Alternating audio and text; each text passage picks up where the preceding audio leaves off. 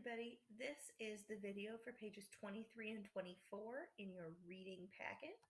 In the letter that went home, this lesson was mislabeled as being about analogies, but of course you have already done the analogies. So this is about using different types of sentences. So this is what your paper should look like, page 23 of the reading packet.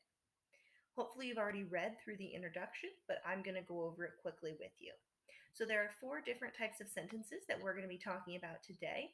And the way that we categorize a sentence is by looking at how many independent clauses and how many dependent clauses it has. As a reminder, an independent clause can stand on its own as a complete thought, but a dependent clause is not a complete thought. And if I just said it to you, you would be confused. So it's not its own thought, cannot stand alone. The first type of sentence that we're talking about today is the simple sentence. Simple sentences just have one independent clause and that's it. Next up is the compound sentence, which has 2 or more independent clauses, but it's important to note that there are no dependent clauses.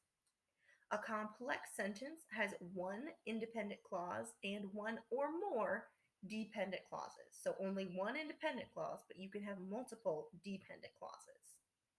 Finally, compound complex sentences have 2 or more independent clauses, so a minimum of 2 independent clauses, and 1 or more dependent clauses, so a minimum of 1 dependent clauses.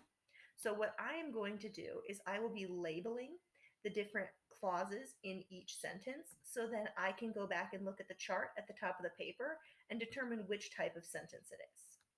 So let's look at number 1. A knight's training began early in life and it ended in the knight's teenage years. A knight's training began early in life. That's an independent clause. It ended in the knight's teenage years. That is another independent clause, which means that this is a compound sentence.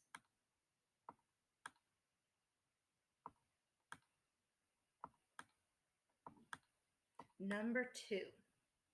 Jousts kept knights in great condition for real battles.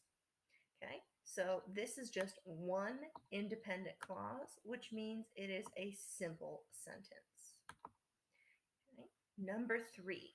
When spectators attended jousts, they often rooted for a favorite knight.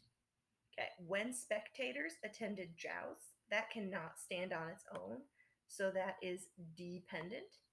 They often rooted for a favorite knight. That is independent. Okay, so 1 dependent and 1 independent. That is complex.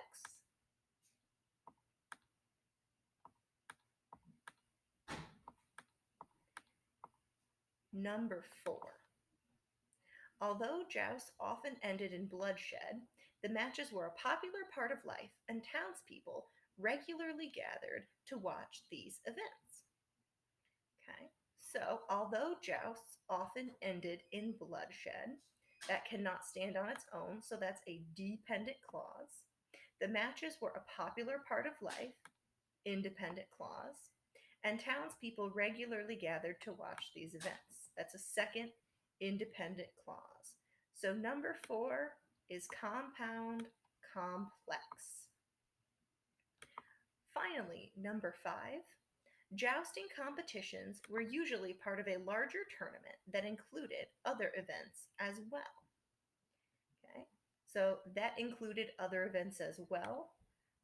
This would be a dependent clause. It can't stand on its own. Jousting competitions were usually part of a larger tournament. That is independent. So 1 independent and 1 dependent. That is complex.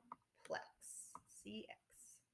Okay, so go ahead now and do the next page on your own independently using this method. But if you have any questions about how to do that, reach out to your English teacher or your advisory teacher. Good luck.